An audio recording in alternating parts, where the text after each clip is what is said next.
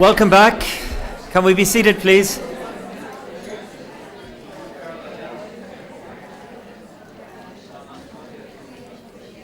We are running a little bit late, and I have a few housekeeping announcements to make.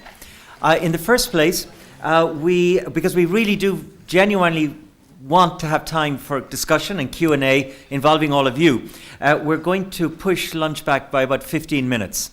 And so if you can actually manage that, we'll not go for lunch until 1:30, and then we'll chop 15 minutes off the lunch and salvage the time in that way. But I think there's no alternative if we're to really have an opportunity for discussion. Secondly, I've asked the panel, and they've very kindly agreed to curtail their initial comments to just 10 minutes. And then there'll be an opportunity for any one of them to come back to any issue in the Q&A, and indeed at the end. And as I said, Sophia will, when we get to the question and answer moment, will join the panel up here if there's anything you want to put directly to her. There seems to be a problem with the Wi-Fi password, and the issue is that in the password, that capital M at the beginning should be lowercase. That's the problem. So if you try again with lowercase m, I'm told, all will be well.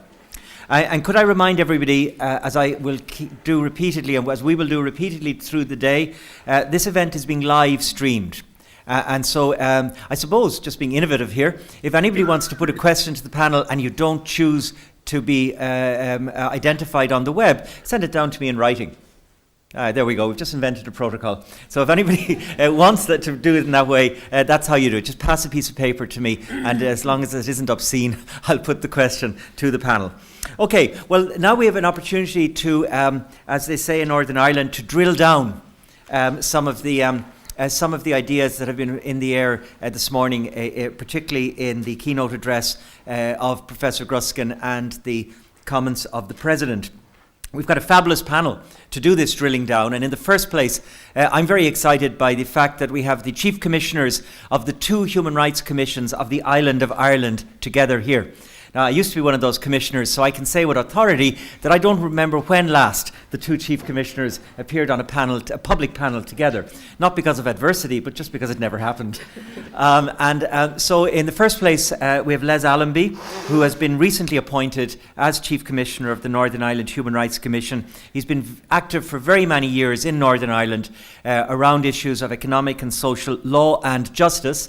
And he led a wonderful civil society organisation called the Law Centre for many years, an organisation, I suppose, not unlike FLAC in its function in the Republic, which has been a driver of social justice, particularly for those on, and I'm going to reintroduce the word, the most marginalised in society.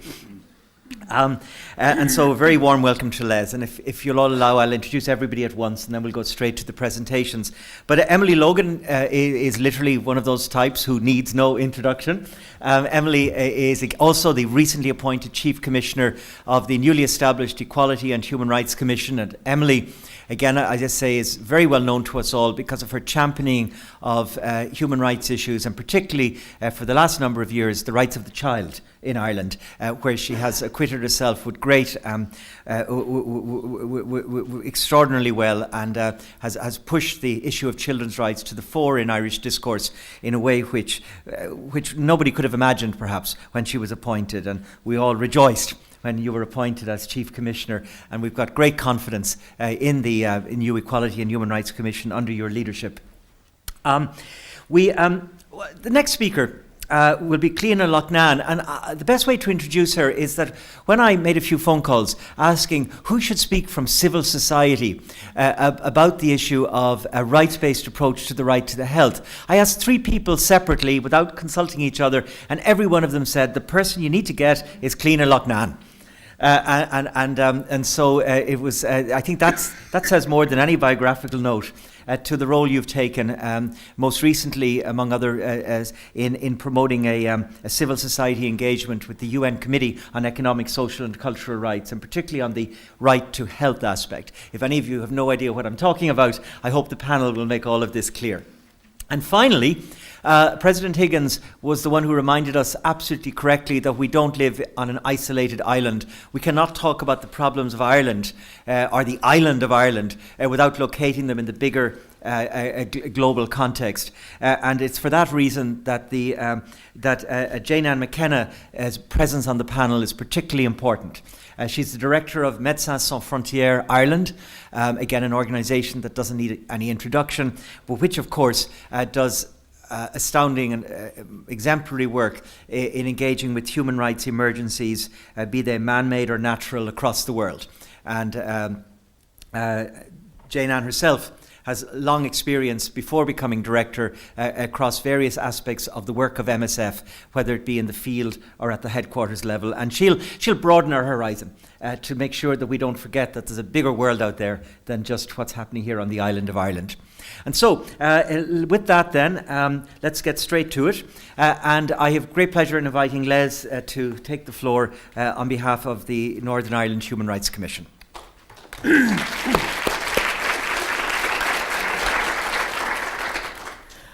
Michael, thank you very much. And this is what I might call kind of turning theory into practice. What I want to do in the next 10 minutes or so is talk about the Northern Ireland Human Rights Commission's own human rights inquiry into healthcare in emergency departments. And I got great resonance from what both the President and Sophia said in terms of particularly the idea of the implicit and the explicit. And I hope to kind of show in practice how you might use a human rights based approach to healthcare in practice. And we're in the midst of this, so you're getting a kind of first-hand view of exactly where we are now and where I think we're going, and that's with a view to not yet having published our report. There is some materials that I left, which I hope you all have. If you haven't, I'm more than happy for you to come and talk to me, and I can tell you where you can get more material about this. So, it's a whistle-stop tour, and I will try and do this as quickly as I can. Our first starting point, there are a plethora of human rights standards around the right to health internationally, both in terms of formal conventions that have been signed up to by states, but also in terms of soft law. But I suppose our fundamental starting point, it was mentioned by both the President and Sophia earlier, is the International Covenant on Economic and Social and Cultural Rights, Article 12, which provides for the right of everyone to the enjoyment of the highest attainable standard of both physical and mental health.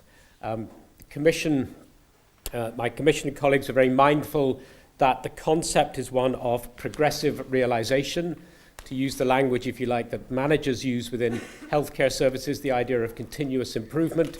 There's a journey, and that journey is a progressive journey towards the goal.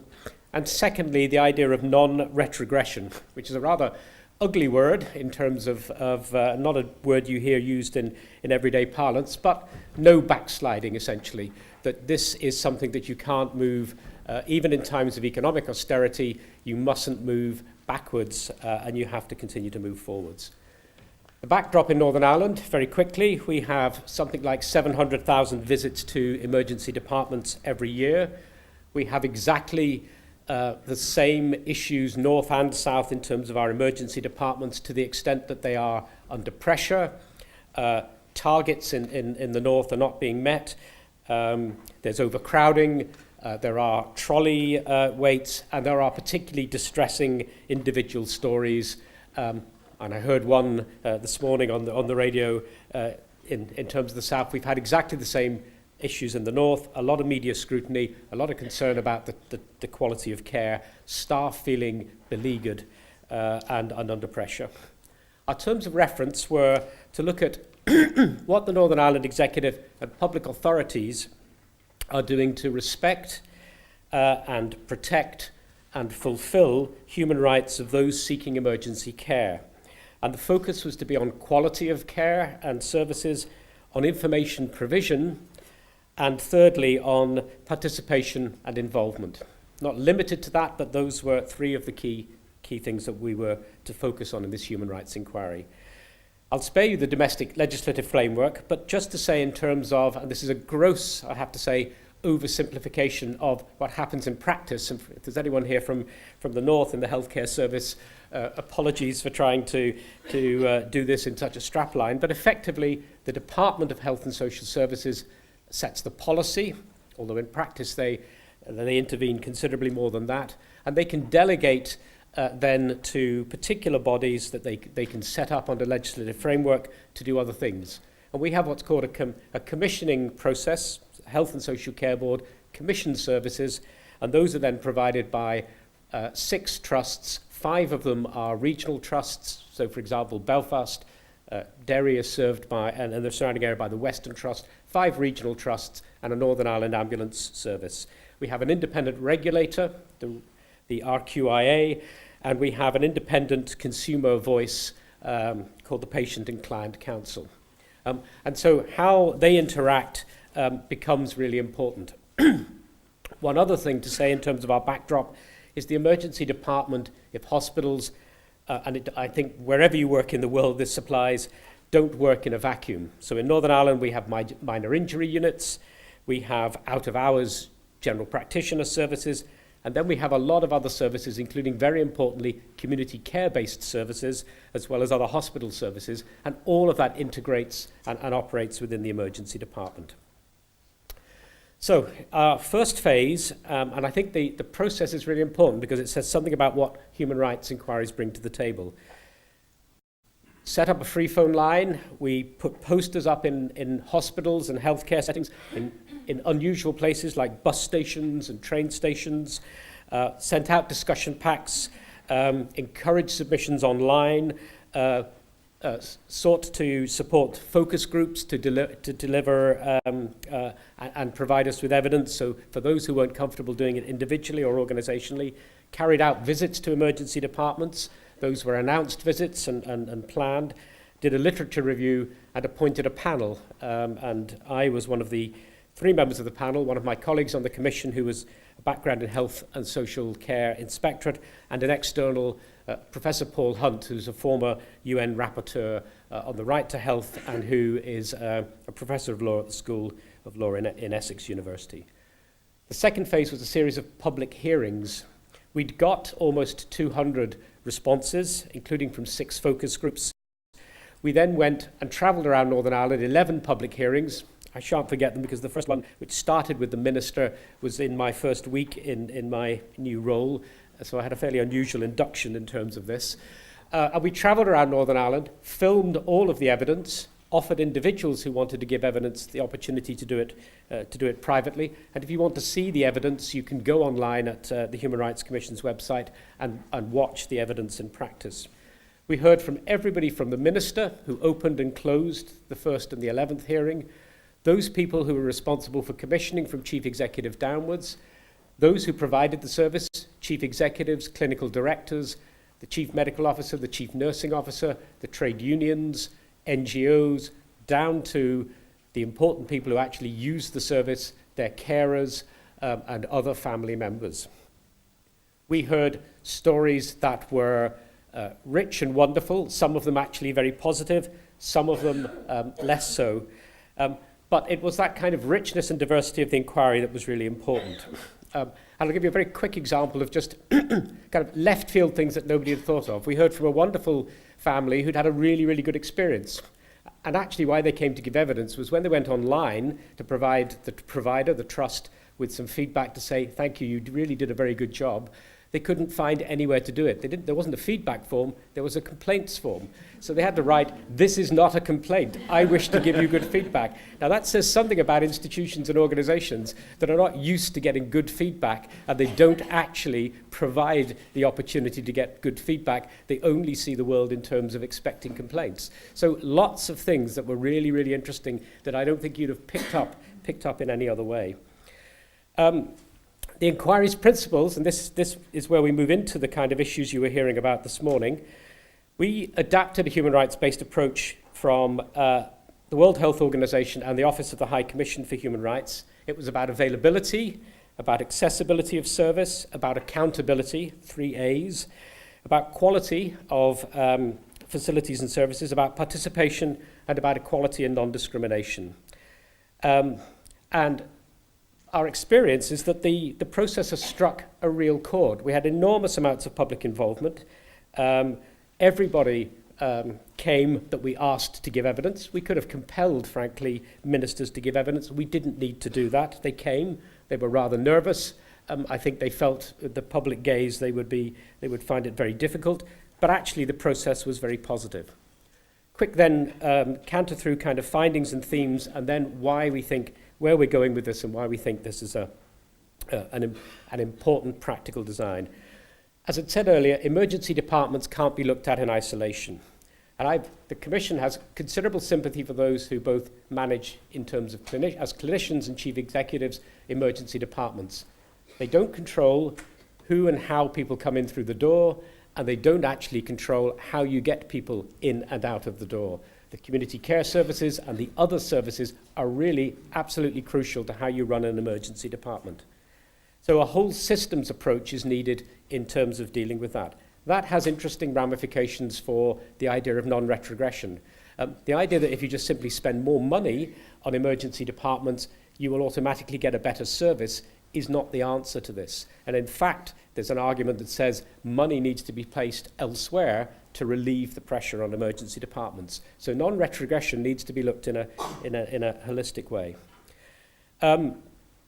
What happens in emergency departments has resonances in all kinds of other ways that nobody had really thought of. There are real and severe mental health issues. You'll hear this afternoon on mental health issues in emergency departments.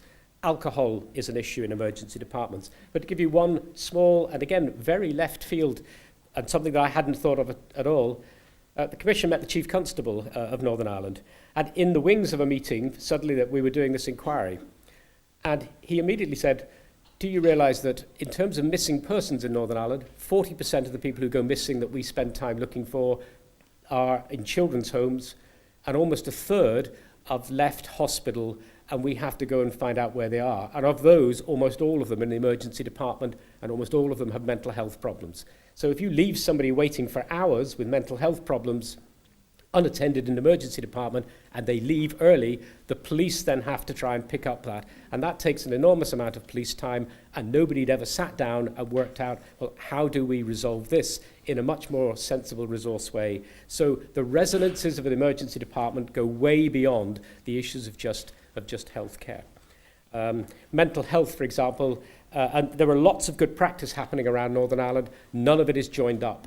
So a very simple way of resolving a number of issues, for example, is one trust has taken 2 staff and employed them simply to go round and check how patients are. Because we heard story after story of inadvertent, but almost certainly human rights violations of people being left. A man who was blind, who was left for 8 hours, had come into the hospital, didn't have a stick or any other aids, and had been forgotten, put in a room actually to provide what was to provide some privacy, and then, because of a series of other emergencies, was left and couldn't get to the toilet for 8 hours. Well, in terms of inhuman and degrading treatment, that could have been incredibly easily remedied. The one trust that has put somebody in that simply goes around and checks with people how they are, that is a very simple resolution, but it wasn't being rolled out in any other hospital. So that kind of practical set of issues, people who didn't get pain relief because the nurses were dragged away somewhere else and were left for hours without pain relief when it was appropriate that they should have got it. Those kind of things can be very easily remedied. We heard lots about accountability and involvement and participation, some of it good, some of it bad, some of it indifferent. I had a wonderful example, again, very quickly, that was we were told about local commissioning groups and how much they involved people. But when we read all the documents, we couldn't find any evidence of it. So we asked in the public hearing, well, why is there no evidence in any of your documents? You've said that you do all this local involvement. Said, well, we've mainstreamed that. So we said, oh, that's great. How have you mainstreamed it? Can you give us a few examples? And it was a kind of resounding silence as to what that was. So the word mainstream meant marginalized, to use the non-word of the day. So, in coming to sort of kind of conclusion, we're now writing up the report, and what are we going to do with it? Well, this is about the implicit to the explicit. Sophia mentioned it. In the evidence for chief executives, we started by saying, well, do you have a human rights framework in the hospital emergency department? And you got quizzical looks that said, dear in earth, what do you mean? And we said, well, what that means is things like participation and involvement, about recognition of a kind of right to privacy, about dignity and respect, about accountability, about making sure that complaints and feedback is accessible, etc., etc., etc. And what most of the chief executives said was, well, that underpins almost everything we do. It's implicit in what we do. And we were able to say, well, actually, all we want is to move from what is implicit in what you do to it being explicit. And the human rights framework, the President mentioned it as a paradigm. It was mentioned in terms of implicit and explicit, is about setting a framework. None of the things that I've just mentioned, none of those principles, equality and non-discrimination, accountability, participation, accessibility, availability, etc., respect for cultural diversity, none of those things have to be placed in a human rights framework. You can do all of them in a hospital setting if you wish, perfectly properly. If you put them in a human rights framework, then you set a very clear a framework and a very clear structure and a degree of coherence that says these are rights-based issues. And in hospital settings, it says that these are rights-based issues, not just for those people who use the service, but for your staff as well. So it becomes an issue of not just treating people with dignity and respect, but expecting those who use services to treat the other staff with dignity and respect. And that began to get some traction with chief executives. So, in conclusion, the report will be written in March. It'll be ready by it'll be published in May. The UK elections go into a period of what's called purdah, so you can't bring it out during election campaign. And what we will almost certainly try and do is produce what a human rights framework will look like in skeletal outline, and we will try and engage at least one trust. I'm going to have to avoid using the word pilot, but a pilot with clinicians and others. And the reason I'm going to have to avoid the word pilot, in a recent inquiry, one of the bits of feedback we got was that there were more pilots in the health service in Northern Ireland than the Royal Air Force have across the UK. So we're going to have to deliver something that creates something that's not a pilot, but looks very much like it. So thank you.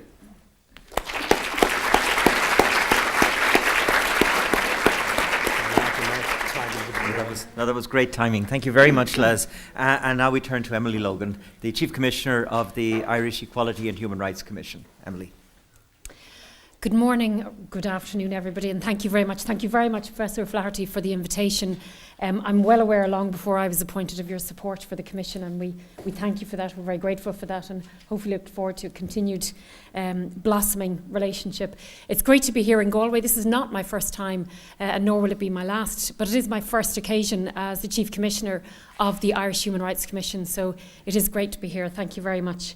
I have chosen to, unlike Les, what I'm going to do is give you a quick whistle-stop tour through some of the tools that we can use as a Commission in terms of the role that we can play in relation to both monitoring and implementing human rights here in Ireland. Some of you will be familiar with the two previous public bodies, but just to go back to the 1st of November in 2014, when the legislation really marked the introduction of the new legislation, the 2014 Act, which was the Irish Human Rights and Equality Commission Act, established in law the Irish Human Rights and Equality Commission. Now, the basis for the Irish Human Rights and Equality Commission has its origins in the Good Friday Belfast Agreement and is a requirement north and south of the island, so it is important to recognise that we're both here, and hopefully this won't be the last time myself and Les, will share a platform. But the legislation brings together two previous public bodies, the Equality Authority and the Irish Human Rights Commission. And as a national human rights institution, we derive not only our legislative mandate, but our status from UN Paris principles, the core of which is independence. And that's really where I want to start in terms of what's different about the new public body, because some very central, I suppose for me, the most significant change is the level of institutional independence. All 14 members of the Commission were nominated by an independent selection panel, and then in terms of my own nomination, that followed an open competition that took place last summer, a rigorous, transparent process run by the Public Appointments Service, which included a series of interviews by a panel of international experts. It also, I might add, included a psychometric test just before the final interview. They didn't give you any results, and you were allowed to stew in the final interview, knowing that people had a greater insight into your own psychology than you might have yourself. So that was a bit unnerving. We were then all formally appointed on the 1st of November by President Michael D. Higgins, and we count directly to the Oireachtas for our statutory functions. And the reason I emphasise that is because that has been a very critical impediment to the development of the Irish human rights and equality infrastructure in Ireland, that most of those structures came under the Department of Justice, and some of the existing or fairly toxic relationships that existed were between both public bodies and the Minister for Justice. So I report directly to the Oireachtas, as do all of our commissioners. In addition, we have our own Oireachtas vote. This is additionally important in terms of Paris principles. We now have an accounting officer, an individual who reports directly to the Public Accounts Committee for our financial expenditure. So we are more institutionally independent and also more transparent about our own business. But central to our mandate is the promotion and protection of human rights and equality, and we have an explicit mandate to promote a culture, and it's interesting that culture is coming up so much this morning. I'm going to skip the normative framework, it's already been covered very ably, but just to remind ourselves that at its core human rights is a subject concerned with marginalised, and I use that liberally, and with powerless individuals and groups who in any given culture are most likely to be invisible. And it is, as a commission, just to say that it is the marginalised, it is the powerless who are most in need of human rights protection and will be where we will pay most attention. But there are three key ways in which we will exercise our mandate. The first is the exercise of legal powers, the first of which is the amicus curiae power, the friend of the court, the role to appear before the High Court and Supreme Court, to appear in cases that relate to matters of human rights and equality rights. Most recent example of this is yesterday when we appeared before the High Court in relation to a prisoner who's been segregated from the broader prisoner community for reasons alleged by the Irish Prison Service that relate to his own risk from other prisoners. But the rights obviously include constitutional rights in terms of his own bodily integrity, his psychological integrity, and protection from inhuman and degrading treatment, ECHR rights. But of course, health is in there, mental health. If you're locked up for 24 hours, this very significantly can affect your mental health. The second legal power is practical assistance, including legal assistance, and this is mainly under the Equality Act and the Employment Acts, where people come to the Human Rights Commission and seek assistance, and we're the prosecutor, if you like, in that case, to bring cases to the Equality Tribunal. We can institute proceedings, which we haven't yet done, and the fourth legal power is the power of inquiry, the Section 35 inquiry power. There has been some dispute about this inquiry power, and listening to Les, it's very interesting to hear the inquiry and how that's going. But in Ireland, the threshold for our intervention has been placed at a fairly significant level. It's an own volition power. Both previous public bodies had this power but never used it. But we have to have evidence of a serious violation of human rights. There has to be systemic failure, grave public concern, which is going to be difficult because often the groups that we deal with aren't on people's radars, certainly in terms of public attention. They may not have reached a level where the public have a knowledge or an understanding to reach that level of grave public concern, and necessary and appropriate. So in terms of exercising powers in relation to law and practice, this is about monitoring law and practice. And here we see the interaction with the Commission, between the Commission and the legislature. We also, at the very beginning, the process of legislation in Ireland is a long process, usually beginning with the general scheme, heads of bill, then to the committee stage, and then to both houses of the Oireachtas. In terms of where we sit as a Commission, and I'm conscious of, I think it was Sophia referred to complementarity, our role is to complement civil society and other activists and actors, but our role is really at the very early stage of the general scheme, interacting with senior civil servants who may be drafting legislation. Just quickly skipping, bearing in mind Michael's limits on time. The other thing that we can do of our own volition is make recommendations to government in relation to human rights and equality in the state. And for the last couple of months, what I have been doing as Chief Commissioner is going around Ireland to direct provision centres. I've been in Dublin, I've been in Athlone, Cork and Limerick, not only seeing the accommodation centres but meeting directly with residents to hear about their experience, to to help myself to have a better understanding of what's going on.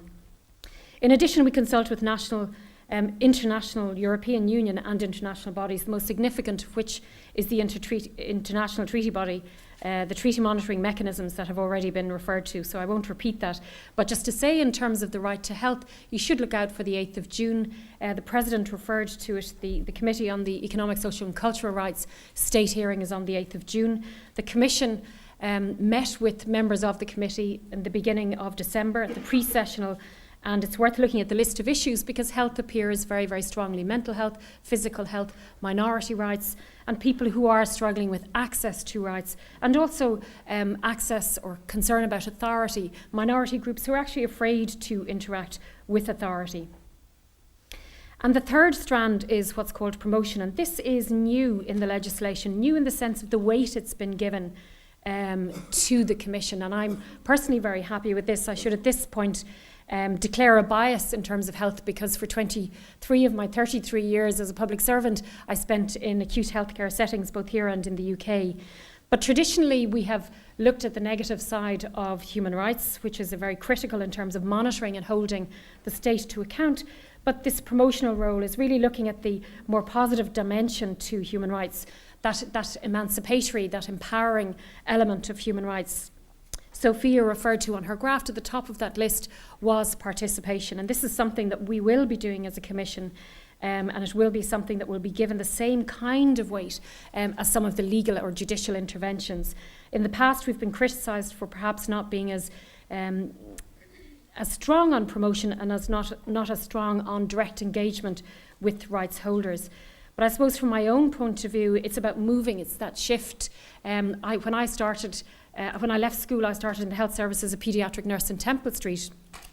And I remember being asked to give a cup of tea to the VHI mother, of which there were very few at the time.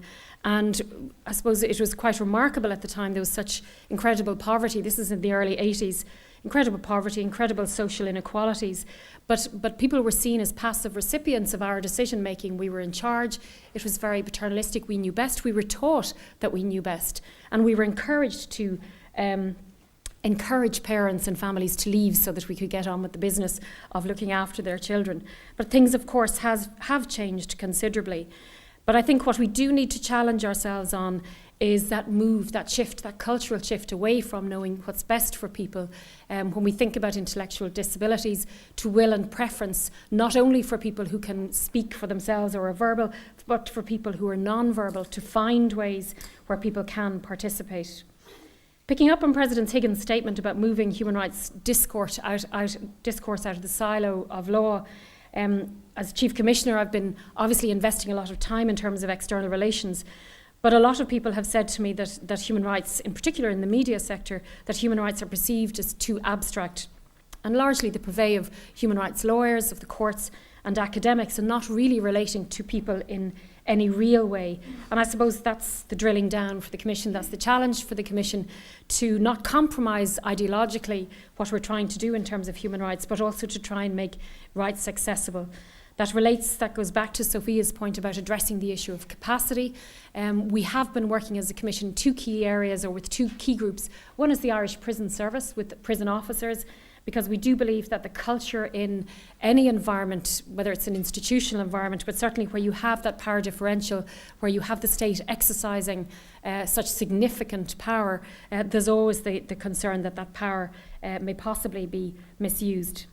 So we are engaging in human rights education, but again, Sophia's question about what is that education doing, I think we need to challenge ourselves about the education we're providing, maybe evaluating what's gone on before, and really looking at sustainability, because I think that's one of the problems, is going in and teaching people and training people and thinking we're doing a marvellous job, pulling out, but then those projects are not sustainable. So it's a real challenge for us. The last power that's important and is a new provision is Section 42 of the Act, and this is what people are describing as a positive duty. It exists in Northern Ireland and the UK, but doesn't exist in Ireland, or hadn't up until the 1st of November. But this places a positive duty, so a positive obligation on public sector, public bodies to eliminate discrimination and to promote equality and protect human rights. And this will have implications for public bodies such as the HSE. We do have to scope as a Commission scope how and what a positive duty tool might look like, looking at other jurisdictions to see what will work in Ireland. Our responsibility relates to monitoring. It is the responsibility of public bodies as the primary duty bearer. And Sophia mentioned again that relationship, that critical relationship, reminding us that human rights is primarily about the relationship between the individual and the state as the primary duty bearer. So very quickly, just to finish, just to say that we mustn't get complacent, going back to President Higgins' comments about the fragility of the human rights discourse and how it's even under even greater threat. It's even more important now, and I commend you for bringing together this interdisciplinary session today is the beginning of something new. But the more we interact and the more we complement each other, the greater possibility we have in these fragile times to introduce human rights and make health and human rights real for people. Thank you very much.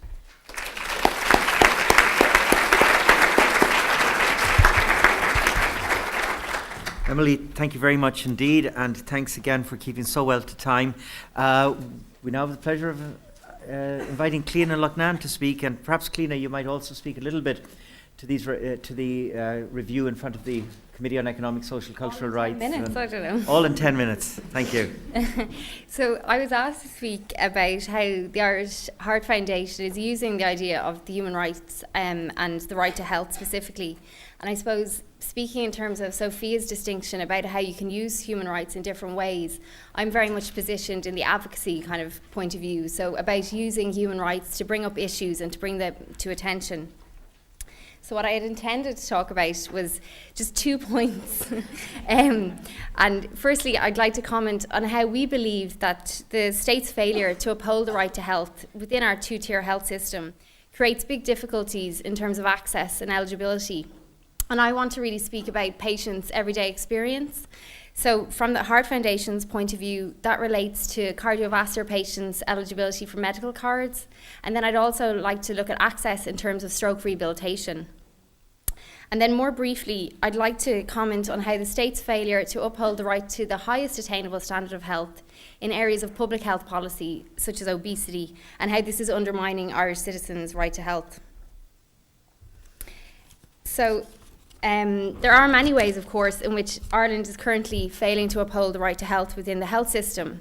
And we believe that this primarily is manifested in our two-tier health system, which means that people with higher incomes enjoy better access to healthcare.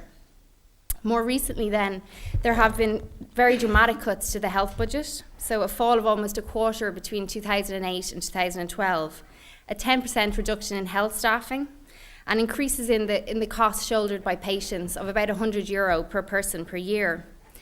And this has resulted in longer waiting lists, the tightening of eligibility for services, and as we keep seeing in the papers at the moment, hospital overcrowding. So overall, this points to me to a system that does not have capacity to care for those who need it. And as Sophia highlighted, I suppose, and what I think the Irish Heart Foundation can bring to this kind of conversation is how a rights approach changes the tenor of our conversation. So it moves us from looking, I suppose, at the problems within the health system, but to think about how it is from the eyes of the patient citizen when they're experiencing this. And there have been very powerful voices that have come across that have talked about their difficulty in achieving the right to health in Ireland. And I suppose the person who springs to mind most is Susie Long, who died of bowel cancer. But during her illness, she was very strong in exposing how the two-tier health system meant that she as a public patient was going to die of a condition that somebody else might not have. And I suppose Sophie was a very powerful voice, but I'd like us to think about the other people, those other voiceless and nameless people who are struggling every day within our two-tier health system. So in the last year, and I have to be honest here, I've come to realise how when you're working as an individual in public health policy every day, that you can become a little bit inured to what this means for people. And I do talk about problems of access and accessibility and eligibility all the time in kind of policy terms, but I suppose I do really need to think about it in human terms. And when you do that, you're kind of brought up short. So that's what happened for me this year when the government announced a review of medical cards, and suddenly the Heart Foundation was starting to hear about people's real stories of what was happening for them. So many of you know, I'm sure, that medical cards are very important for people. They give them free access to GP care, to public health nurses, to community care teams. And last year there was a review suddenly announced of what were called discretionary medical cards. And once these reviews began, almost immediately we were being flooded with emails and phone calls from heart and stroke patients. So again, in policy terms, we had always been talking about how the medical card system was so complex and how it was creating real issues for patients. But suddenly, as an individual, I was being confronted with what it really meant for people on the ground. So as I said, we received hundreds of harrowing stories about people who were scared about losing their medical card, and they were scared about what that meant for their health and what it meant for their family's finances. And they were, I suppose, in trying to retain their medical card, they saw themselves as trying to retain their grip on an access point into the health system. And I'd like to just talk about two people in particular. So one young person who contacted us had a serious congenital heart disease or a heart condition, and they lost their medical card in part of that review. And he spoke to us in simple human terms about what that card meant for his family. So what he said was, having a medical card meant that while my mum and dad were worrying if I'd be able to walk up the stairs without turning blue, if I'd ever be able to play sports, if I'd even make it to my 18th birthday, that they didn't have to worry if there was enough money in the bank for the pills I need to live. So without his card, the simple security that the health system would support him when he needed was gone. And then at the other end of the age spectrum, we heard from an older stroke survivor who was telling me about the lengths that his wife was going to on his behalf to retain his card. His stroke had left him with many long-standing medical conditions, and he used his card to visit his GP, but also for psychiatric and rehabilitation services that were available only with the medical card. He can no longer read and write as a result of his stroke, so his elderly wife was now engaged in what they termed as an administrative battle to retain his card with the HSE when they received a number of random review notices. So for these two families and for thousands of other people and people with many different diseases living in this country, this story isn't over, and we know the government has said that they do recognise that something needs to be done about the medical card system, and they have only in, I think it was last week, they've appointed a clinical advisory group to look at eligibility. But I suppose it's quite a stark example of how eligibility can be reduced within the system. If the medical card system then, I suppose, shows how what could be seen as a relatively small change in policy can quickly bring people to crisis in the Irish health system, there are unfortunately many areas where there is real deficits in provision. And the one that I'd like to talk about is access to stroke rehabilitation. So after a stroke, a person will need rehabilitation to make their best recovery or to attain what we would consider their highest attainable standard of health. Without rehabilitation, they may be left with unduly severe disabilities, or they may be required to live in a nursing home when they could have lived at home. For many years in the Heart Foundation, we've been calling on government to give stroke patients an entitlement to rehabilitation. We believe this is part of their right to health. But this hasn't happened, and rehabilitation services in Ireland continue to be as poor as ever, with very poor quality of life outcomes for stroke patients. And again, talking about it in human terms, what does this denial of the right to health mean for somebody who's had a stroke and is now struggling to get back to their normal life? The following words from a stroke survivor who lives in the southeast of the country bring home the reality of the failure to uphold his individual right to health. When I left the National Rehab Hospital, I was happy to be going home, but I wasn't by any means fully recovered. When I was discharged, all the therapies stopped. I was told that because I'm not over 65 or under 5, they had nowhere to treat me. I'm too young, but at the same time, I'm too old to get the services and supports that I need. This experience of abandonment by the health service is unfortunately very common across the country. In the Heart Foundation, we did a survey last year which showed the extent of the deficits in terms of community rehabilitation. And it showed that 1 in 3 stroke survivors living in the community have no access to physiotherapy, and half cannot access speech and language therapy or occupational therapy. And as a result, more than a third of stroke survivors are having to pay privately for rehabilitation. We've also done further economic research with the ESRI, which also shows the major differences in resourcing in different parts of the country, in the intensity of rehab that people can receive. And I suppose ultimately what all this evidence is pointing to is that where a stroke survivor lives will determine what rehabilitation they receive. So in short, we feel that Ireland is falling far short of even a minimum moral obligation to people trying to rebuild their lives after stroke. Turning now to the second area of interest to the Heart Foundation when we think about human rights, and that's the impact of public health policy decisions on the right to health. We in the Irish Heart Foundation believe that achieving the highest attainable standard of health, as laid down in the International Covenant, requires the state to make political decisions and introduce public health policy and legislation which provides the conditions for people to live healthy lives. The chronic diseases which kill most people in Ireland, and that's cardiovascular disease, cancer, respiratory illness and diabetes, share 4 risk factors, and that's tobacco, alcohol, poor diet and lack of physical activity. So the conditions for healthy lives require government, we believe, to tackle these risk factors head on. And further, there's a very pressing need to address these risk factors when you consider how unequal the burden of disease is in our country. Health inequity, or more starkly put, and more simply put, poverty, means that Irish people on lower incomes have worse health outcomes and die sooner than people on higher incomes. So for example, if you live in a deprived area of Ireland, you're 2.5 times more likely to have heart disease than if you live in an affluent area.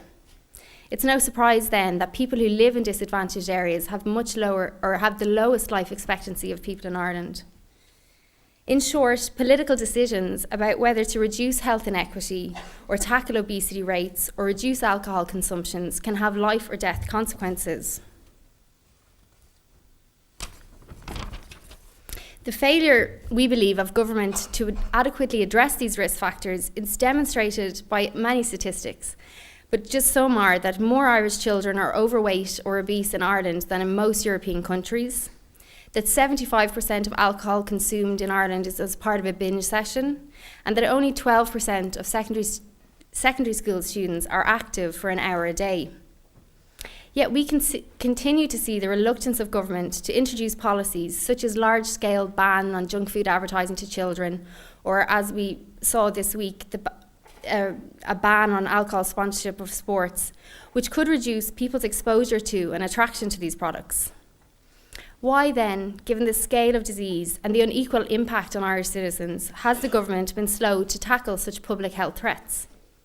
One explanation, which continues to gain ground, is that several of the risk factors, particularly alcohol, junk food and tobacco, are represented by very strong lobby groups. And these industries have a vested interest in policy decisions that are not compatible with the highest attainable standard of health. This has led people to refer to industrial epidemics, or that is ill health, which is caused by corporate strategies which stimulate the overconsumption of unhealthy products. So I'd like to take the example very quickly of childhood obesity, and I suppose this speaks to what Sophia was saying about the interconnection of different rights. So in terms of childhood obesity, we think of the right to health, but there's also the right to adequate food, for example. So in terms of obesity, the public health community recognises that rising obesity is a normal response of people to a changing environment, in which there's very high availability and marketing of high-calorie foods and reductions in opportunities for physical activity.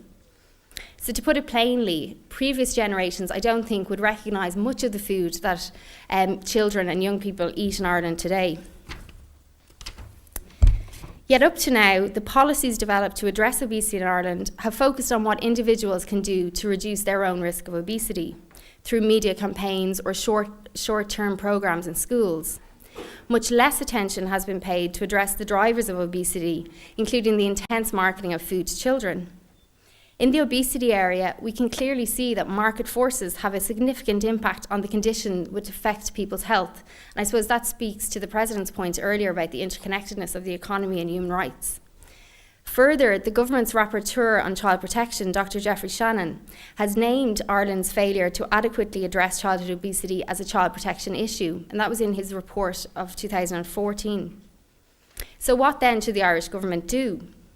In the Heart Foundation, we believe there's a strong justification for government to introduce legislation and regulations which would help reduce demand and the availability of unhealthy products. At the moment, the state is failing in its duty of care to protect public health, and particularly the health of children, to the advantage of vested interests whose remit is to maximise the wealth of a very small number of shareholders. We believe it's long before time for government to put the right to health of citizens above the right to profit of businesses. So in conclusion then, I've tried to outline why we feel it's important to look at the right to health from the everyday experience of patients, as well as broadening out, I suppose, the discourse around human rights and looking at it in relation to broader political decisions in public health policy. The Irish Heart Foundation is beginning, I suppose, we're on the journey of starting to use the lens of the right to health across all areas of our work, whether we're supporting individual patients when their medical cards are being reviewed, for example, or whether we're promoting reform of the two-tier health system, or calling for legislation that can improve the health environment so that we can live in conditions for healthy lives. And we believe that this lens is very useful to us in our work because it enables us to put patients and citizens and their right to the highest standard of health at the very centre of our work. So thank you. And no mention, I'm afraid, of the shadow report. Cliona, thank you very much indeed. On a housekeeping matter, I don't know if you up there are cold, but we're freezing to death down here. And we've asked for the heating to be turned up, but it just takes a bit of time for it to kick in. So apologies for that. It'll be very toasty and cosy after lunch. And finally, the last speaker of the panel before we throw the discussion open is Jane Ann McKenna, the Director of Médecins Sans Frontières Ireland. Okay, thanks very much. If I'm shaking, it's because of the cold. So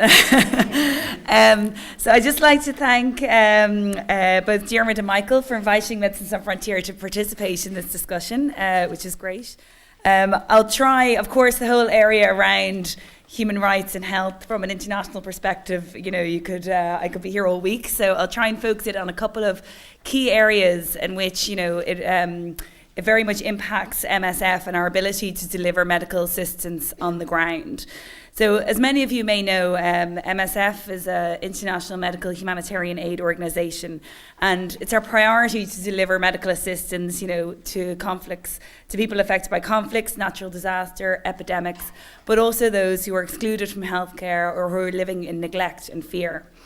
So we're an association that not only aims to treat patients, but also to promote the understanding of the medical needs of those who are forgotten and often neglected as well. We are essentially working at the extreme end of healthcare provision, and we work where people do not have or have extremely limited access to healthcare. So the three kind of areas I'd just like to focus on in the next few moments is looking at the challenges that we face in delivering that care. Firstly, the access to patients themselves, the violence against healthcare, particularly in very many conflict areas, and also trying to maintain the highest quality of care when in difficult settings, such as we've seen recently in Ebola. So if we look at first in terms of access to patients, in the last week, MSF announced that one of our sections, the Belgian section, is going to pull out completely of Sudan.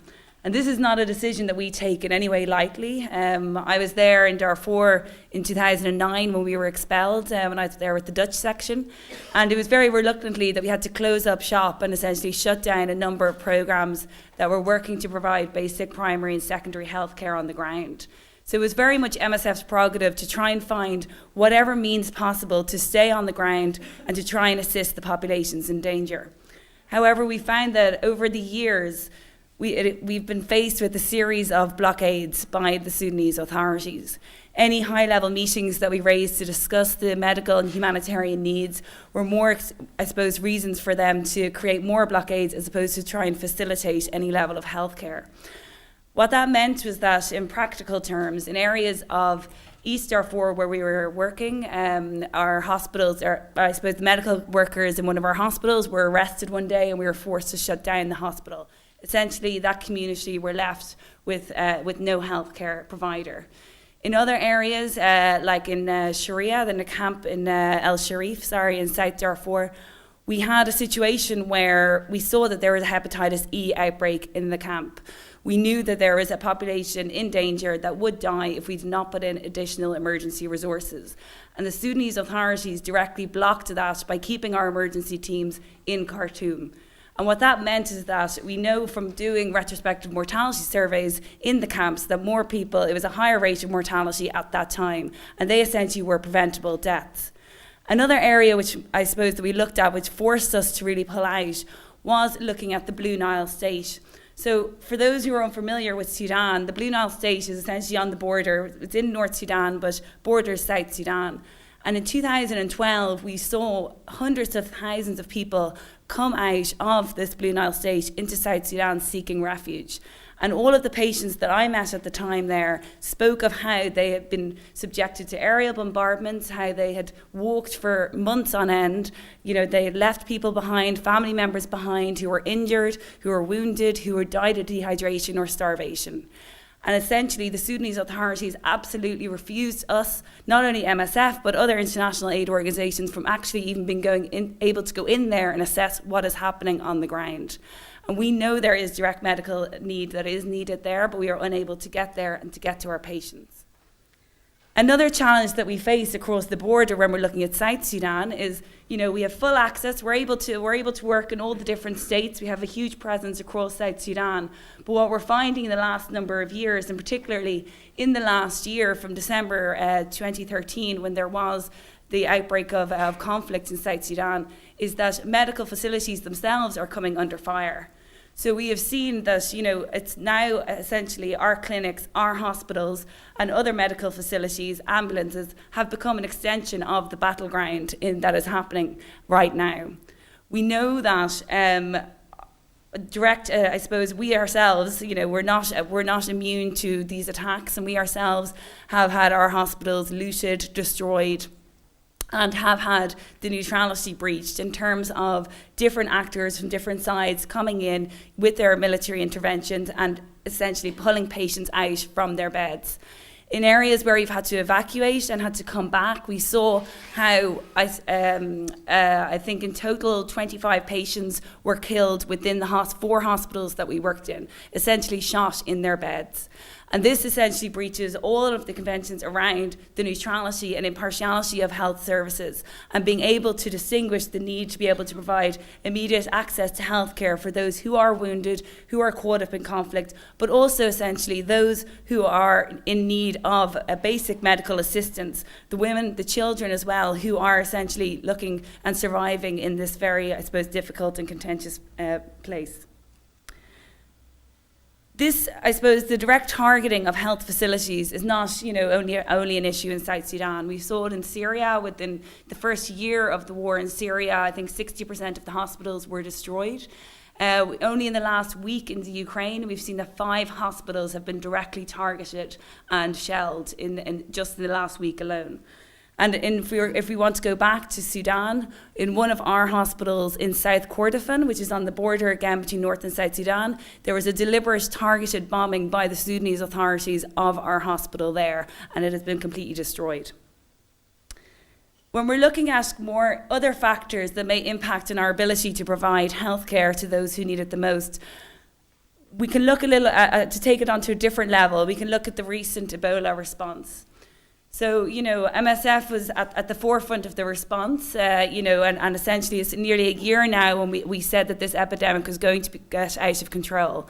It fell more or less on deaf ears, particularly within the international community, but still we kind of persevered to try and scale up our activities and ensured that we kept on advocating for a more adequate response.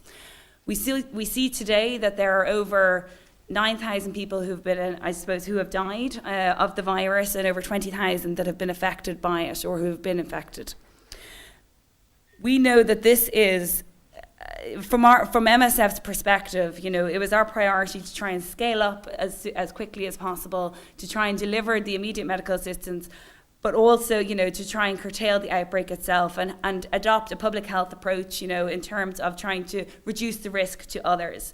And even within MSF now, there's a huge level of debate that's ongoing as to what our own limitations are and what we should have done in retrospect, in terms of adopting a more patient-centred approach, would that have been a better approach to make? What level of care did we provide to each and every individual patient that we catered for in West Africa over the last year? We know that we were not able, with MSF's principles of saving lives, alleviating suffering, and restoring dignity, we know that in many of the cases that we dealt with, and many of the patients that we were dealing with, we were unable to give them the opportunity of dignity in death. And that, I think, was a huge struggle for many of our doctors and nurses working on the front line. And there was a lot of anger and frustration over that. And, it's not essentially only for MSF as an organisation, and that had a huge level of frustration over the fact that as a private organisation, dependent on public donations, that we were doing the lion's share of the work, and particularly at the beginning. But also, in saying that, what is the responsibility now of the international community in taking responsibility for the lack of inaction, for the lack of progress that was made, and for the slow response that actually did lead to a number of deaths? And how are we actually going to change that in future? And will anything change as a result? There are, it's enormous, the challenges that you're faced with an outbreak such as Ebola. But you can even bring it back to very specific examples. One thing that MSF was advocating, along with a lot of other organisations, particularly to the EU, for was a coordinated evacuation mechanism. So that meant that we could actually send more people, and other organisations could potentially send more people if we knew that we'd be able to get them out if there was if they were infected and needed immediate medical care. That never came through. So, there's very specific measures like that would have, we don't know for certain that measure potentially, could have saved more lives if it was in place, but it's not facilitate any increase in a direct medical response on the ground. As Sophia mentioned, the restricted, human rights can be restricted when a public health approach needs to be made. But I don't think that should stem us as an organisation, MSF, or indeed the WHO or other organisations from reflecting on what could have been done better in that regard. I'll leave it mostly at that, but I just want to sum up that they are just some of the key challenges that we're facing on the ground, and it's not only just happening right now with Ebola, it'll happen potentially in the next epidemic. The targeting against medical facilities is not in Sudan, but it's in every conflict that we're working in, and the series of blockades are, I suppose, to an extreme level that we're facing in Sudan, but are also what we do face in other countries such as Myanmar with the Rakhine population in the north and other settings as well. So I'd like to thank you for having me here today.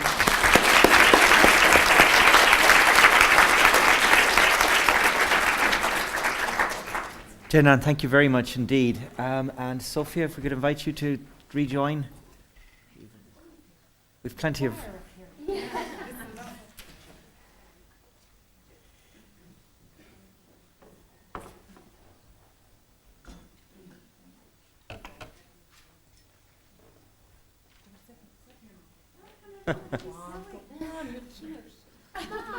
Sophia, please.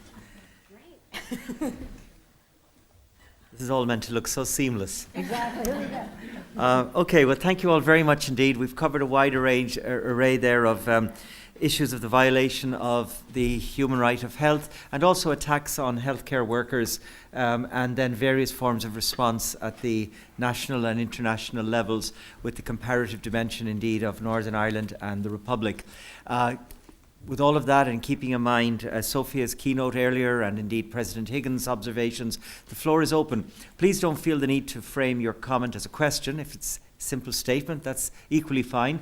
We'd ask if you would please identify yourself as you put your comment, question or observation, and because we don't have roving mics that will actually work. We do have roving mics. We do have roving mics. But I thought we said we wouldn't use them. But anyway, if my colleagues, maybe Emily and some others, would take these and help us, maybe Lewin, if you could take one as well. Floor is open. Who'd like to start? The lady in the orange sweater in the middle there, please. I think this is why we said we wouldn't use mics. Would you be very loud, please? I'd like to address my question to Emily Logan. There you go.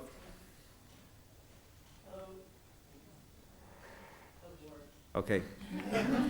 Hello. In view of your addressing marginalized, powerless, invisible people, and your mentioning that you're having an inquiry and investigation into asylum seeker centres such as Athlone. I've worked for 12 years with asylum seekers as a medical officer. I'm Dr. Caroline Fitzgerald. And I have seen one of the most terrible issues that affects health is the continuing direct provision system and the fact that people have been there for 8 years. Now, in other European countries, people are allowed to work after a certain time, and I have tried to lobby on this issue for years and years, that after 1 year, people, if they were allowed to work, if they're not gone through the system, would be a reasonable expectation. The human rights of these people are completely denied in not being allowed to work, and it is affecting their mental health and possibly their physical health. And is there going to be any progress on this, is my question. Thank you very much. I'm going to take a few questions and observations before coming back to the panel, but Emily will take note of your question. Well, yeah, why not? It's easier. This lady here, yeah. And then I'll go somewhere further afield. I have a question for Sophia. My name is Elena Vaughan. I'm a PhD student in the Department of Health Promotion here. And my research is looking at HIV and stigma. So you talked about the mutual relationship between health and human rights, and later you mentioned the problem of belief-based approaches to public health.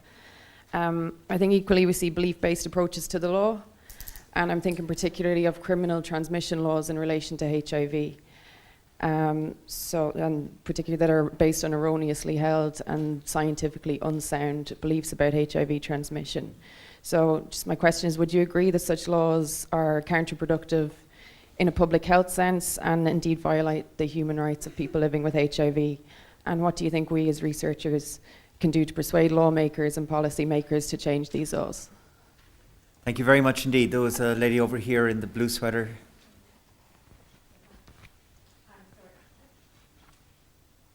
Okay, my name is Anita Friel. I work with Oxfam in Ireland. I have a question for Emily. And by the way, I'm a big fan of your work, even when you were, ombudswoman for children. But the question is, I wonder what the commission that now you had can do to contribute to this elimination of the two-tier system that the other colleague talked about, in Ireland. Thank you. Thank you. I'll take one more, very, very far back there, and also getting a bit of gender balance going.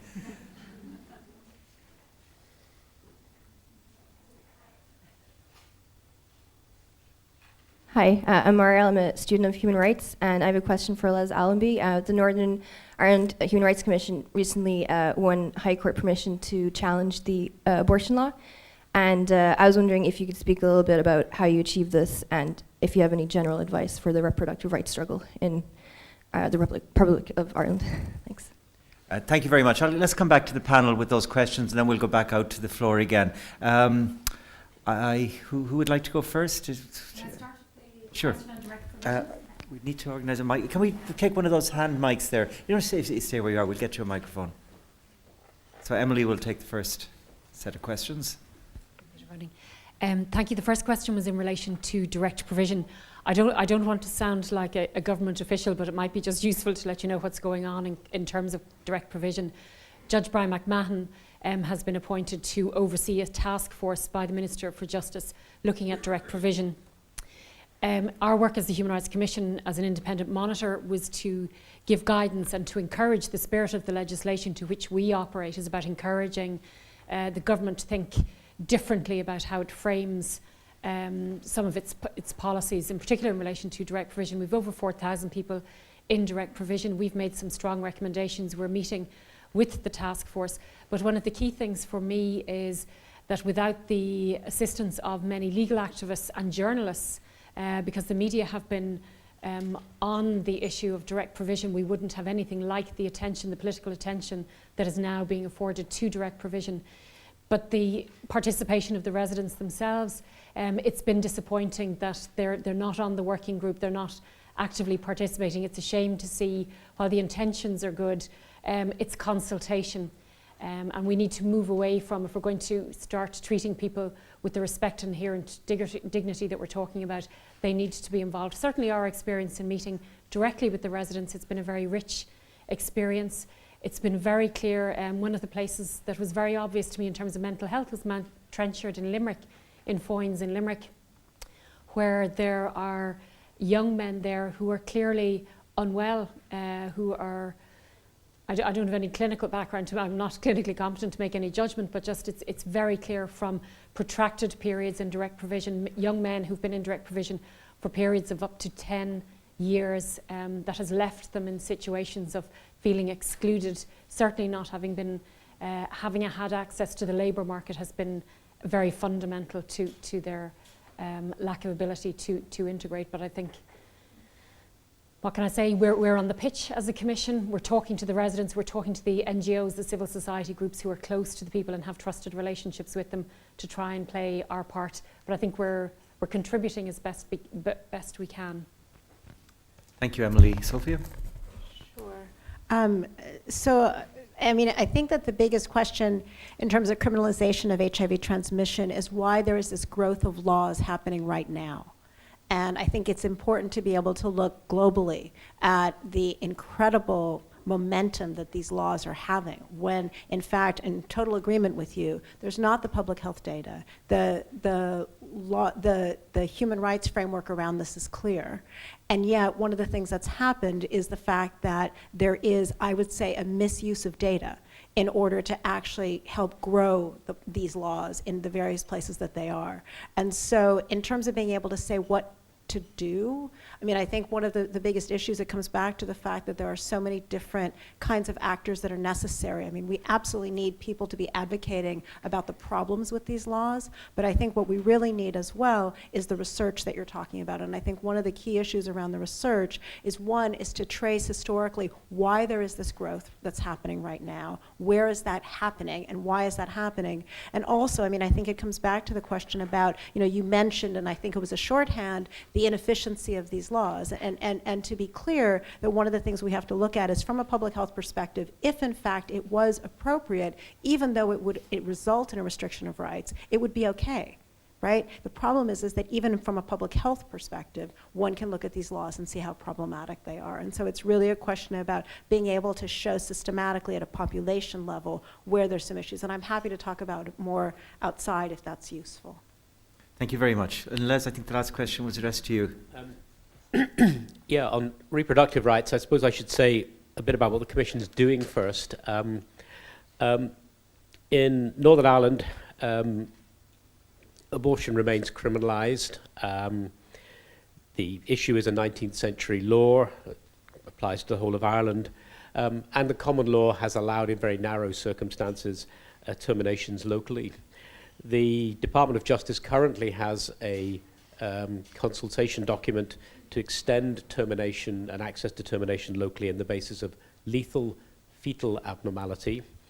Our legal argument is that doesn't go far enough in human rights law terms, that it must at least extend to serious fetal abnormality and to victims of sexual crimes, for example, rape or incest. And the argument essentially is that under Articles 3, the freedom from inhuman and degrading treatment, under the European Convention, Article 8, the right to private life, and it includes physical and psychological integrity, and freedom from discrimination, Article 14, which is not a freestanding right, but attached to other rights, and also under the Convention for the Elimination of Discrimination Against Women. We think, in terms of the case law of the European Court of Human Rights, including taking account of ABC versus Ireland, which is obviously a relatively recent and quite important case, that you must extend that.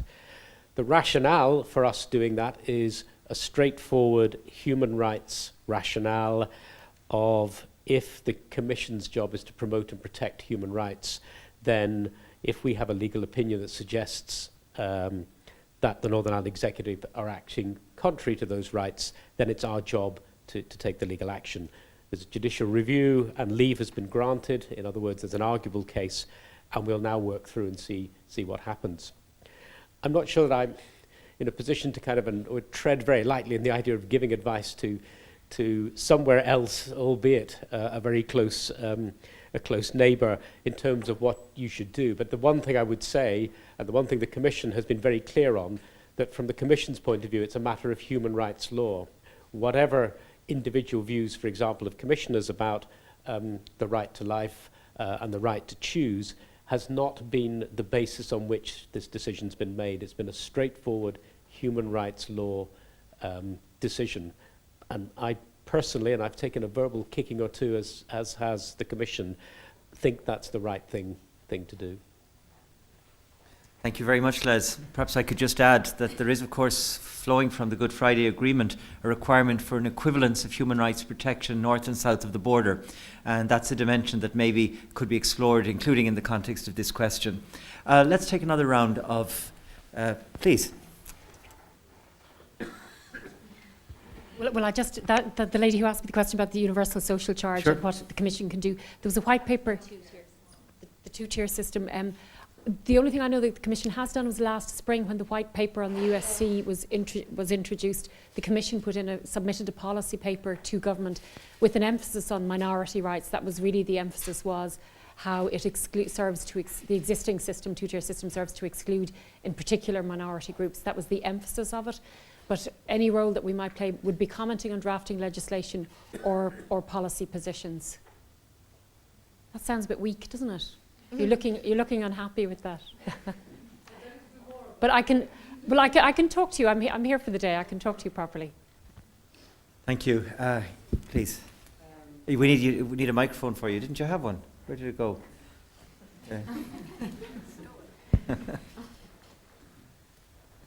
Hi, my name is Ivan. I'm a gender and trans activist. With Sophia mentioning earlier about transgender intersex people, I want to ask your opinions on the gender recognition bill and its flaws. The Irish Gender Recognition Bill. Ireland. Let's gather a few questions. Okay, let's keep the exercise going. Fidelma, way up there. Can you just wait for a microphone to find you, please? The only people who are warm in this room are the people running around with the microphones. Oh, it's freezing. There's a wind blowing down here. I hope you all know. Please, yes? Thank you very much, and thank you for a great session so far. Fidelma Healy-Eames, I am a member of the Oireachtas, and I probably should know the answer to this question, but I struggle with it every day. My question is, how can we enforce the right to health in practice in Ireland? Every week I get different stories, horror stories really, about the state of our emergency departments, and particularly here in Galway. Like, for example, if I just to, a man spending 96 hours on a trolley, that's 4 days. A woman with a baby of 10 months with a fracture, 10 hours waiting without any pain relief. While she was there, all around her, she had, for example, a girl having a miscarriage beside her with a man with a bleeding head. A man beside me vomiting every 15 minutes into a plastic bag. An elderly cancer patient who can't walk.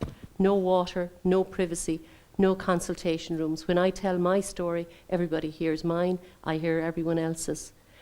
So I probably should know the answer to this question, but we beg, we advocate, we get ad hoc responses. Waiting lists go up, they go down, and they go back up again. And my question, I suppose, Emily, to yourself, I'm particularly struck by the girl, I've forgotten your name, from the Irish Heart Foundation. You spoke about the two-tier system. But we all need our public health system. We all need an accident and emergency room, even if you have private health care. How can we enforce the right to health in practice? Thank you. Thank you very much indeed. Let me take, yes, with the blue scarf. Okay. Dr. Genevieve Becker, independent health researcher. Cliona touched on the issue slightly of vested interests and their role in health. But while we think of the vested interests and their profits, there's also the issue of all the people who are employed by those vested interests. And how do we deal with the conflict between a right to employment or a right to income, which isn't actually one of the convention rights, and the right to health? That if we implement some of the legislation to reduce sales of unhealthy products, we then run the risk of losing jobs, and our current government has the priority of jobs over health. So how do we deal with the right to health getting higher priority? Thanks. And by the way, to ease the pressure on the panellists, I'm going to suggest that most of these questions could go to any one of you, and so we just go along through the panel and pick up whichever bit you feel is most relevant to your area of engagement. The gentleman here, please. My name is Mosharraf Chaudhary. I'm a publicity officer of Galway Sinn Féin. I'd like to thank Ms. Emily for working on direct provision issues.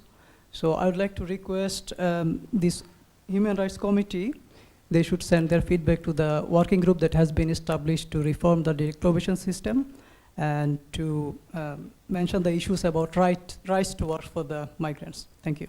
Thank you. And we'll take one last observation from the gentleman here in the front here. You have the microphone. It's here beside you. Thank you. Seamus Kane is my name. Yes, I've been working in the area of physical education for the last 30 years. And I think my question is most directly to Sophia. Can you hold the microphone closer? When the British government introduced the NHS in 1945, a subsequent Minister for Health in this country, obviously under that inspiration, tried to introduce a human rights-based reform of the health system in this country. His attempt was scuttled principally by the medical profession in this country. Now, when Clinton tried to reform the health system in the US, he specifically left out the AMA from that project. I should have said that, interestingly, though we had the NHS in Britain, there was no NHS in the US, though these people had put their life on the line also to fight the Nazis. I'm curious about why that never happened in the US. And, well, that'll do for now. All right. Thank you. There were wide-ranging questions. We have very little time. I'll ask whichever panelists wish to speak to make a brief response. Loon, can we have the microphone down here? Oh, it's still here.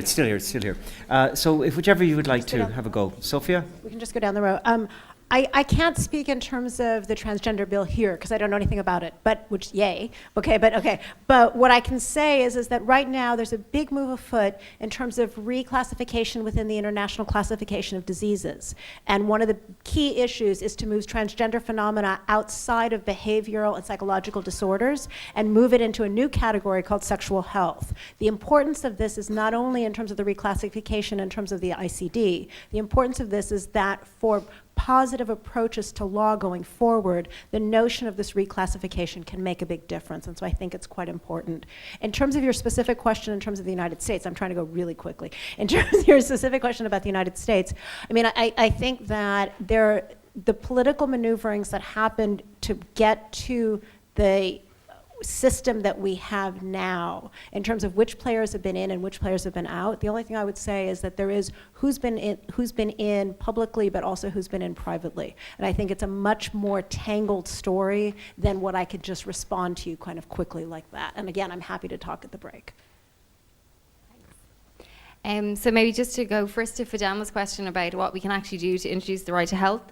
I suppose one of the issues that we come up against a lot when we're talking about these issues is the fact that we're going back to like the 1970s Health Act when we're talking about eligibility and eligibility criteria. And in many cases, your eligibility for certain health services, so for example, whether you can access a primary care team, there's no statutory basis for who can actually access them. So you've local areas making decisions. So I would say there's a big, we need to look at our health legislation, look at eligibility and access criteria. But then when you're talking about the issues around trolleys and overcrowding in hospitals and so on, that's about eligibility and access. That's about, the Oireachtas obviously has a big role to play in terms of our budget and our health budget. So I'd put it back to you a little bit as well that, there's a lot you can do on that issue. But I would also be saying, and one of the things that I didn't pick up when I was speaking, but that there is a big movement of NGOs in Ireland who are looking for ESC rights to be in the Constitution. That did go to the Constitutional Convention, as the President mentioned, and the Convention voted in favour of that as an issue to be considered by government. And we're still waiting for the government to come back on that issue. I think they were meant to come back, perhaps it was 6 months ago. I have colleagues here who know much more about this process than myself. But again, the government is meant to come back to the Oireachtas and report on that issue. And we'd obviously like to see a referendum in the future on ESC rights and the right to health directly in our constitution. And then just speaking to the vested interests and the employment issues, I suppose I feel you're coming from a very positive public health perspective, but I also know that this employment issue is something that people on the other side of the fence perhaps bring up a lot. And I think we need to interrogate it.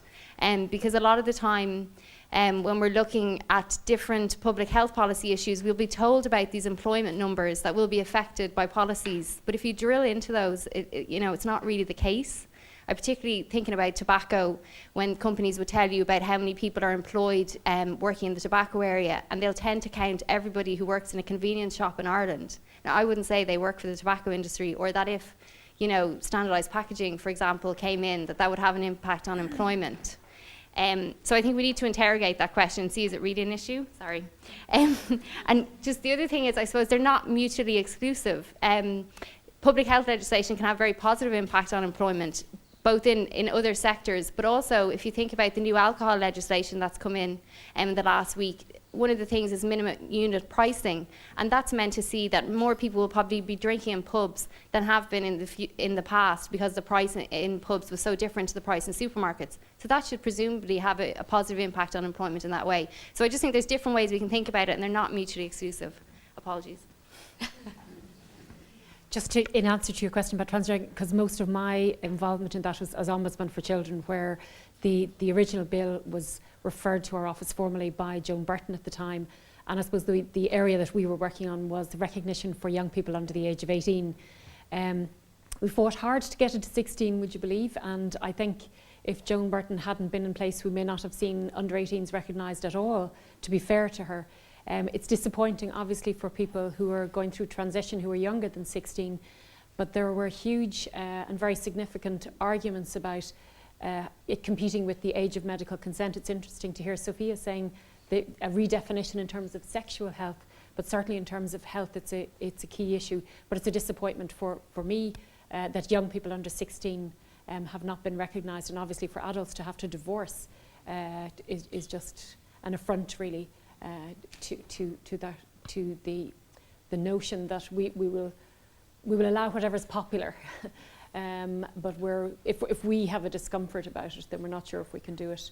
And I think that this really maybe mirrors our own sociological or immaturity in terms of our own sociology. Fidelma, you asked me a question about health that was a rather large question. Again, I suppose I think it was interesting to hear about Sophia and Les both talk about implicit and explicit. And not to take away the positives from today, which are the possibilities of people working in an interdisciplinary way. I think some of the questions you're asking are much more complex. About infrastructure, it's not simply about people being on trolleys. Where is our primary care? Why is everything going into our big cities and into our acute centres again, and looking at infrastructure? But I think obviously it's complex. I think just one question I'd answer, which was about the right to health, and a couple of interesting, I suppose, developments. One is, in Britain, the NHS has a constitution, and it actually is a very good framework document in terms of being a rights-based document. Relatively recently, in England and Wales, a duty of candour has been introduced for clinicians, which again, as a result of a number of particular scandals and the difficulties of getting redress. But I have to say, and this is going to be a long, hard road, and I say that while I'm still in my kind of naive early stages. We put questions during our human rights inquiry to the now Minister of Health. It changed during the tenure of the inquiry. And one of them was about a statement of principles that are being considered.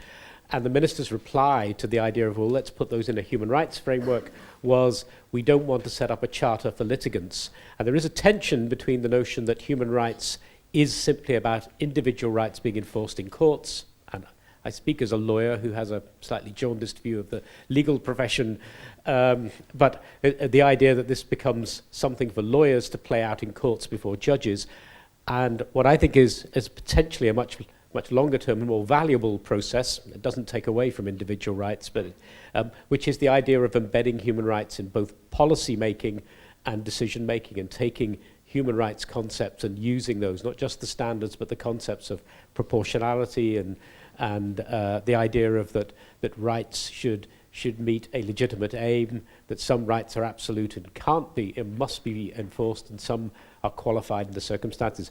So I'm interested in how you use that rights in a kind of decision-making and policy-based framework that might then begin to show resonance in terms of the individual terrible stories that you hear within accidents in emergency and elsewhere in the healthcare system. I'm not sure if I have anything to add from the international perspective, just from the questions, so I won't delay our lunch break on that. Thanks, Jane. I will. I just want to come back to one issue, the Gender Recognition Bill. It's deeply disappointing as a matter of human rights. It's a regressive, not a progressive law. We have good practice in places like Malta, Denmark, Argentina, and Ireland should be following those. The bill is in Parliament. Our parliamentarians here in the room should seize the opportunity to correct this bill, make it good practice, demedicalise, for goodness sake. And the doctors in the room should be to the forefront in saying that. A person expressing their self-identity, their right of self-determination to say what that person's gender is, should not be subject to medical certification. That's the thinking of 20, 25, 30 years ago. And so if we were just on that point alone, this is a bad bill, and we should grab the opportunity to make it an international leading one to the contrary. Anyway, enough of that. That's my harangue. I want to thank the panel very sincerely indeed. Sophia again for the keynote which set the tone. All of the panelists for their fabulous and diverse contributions. I wish you all a very nice lunch, which is served in the foyer. And we're going to begin again as scheduled. So at 2:15 to catch up the time. Thank you.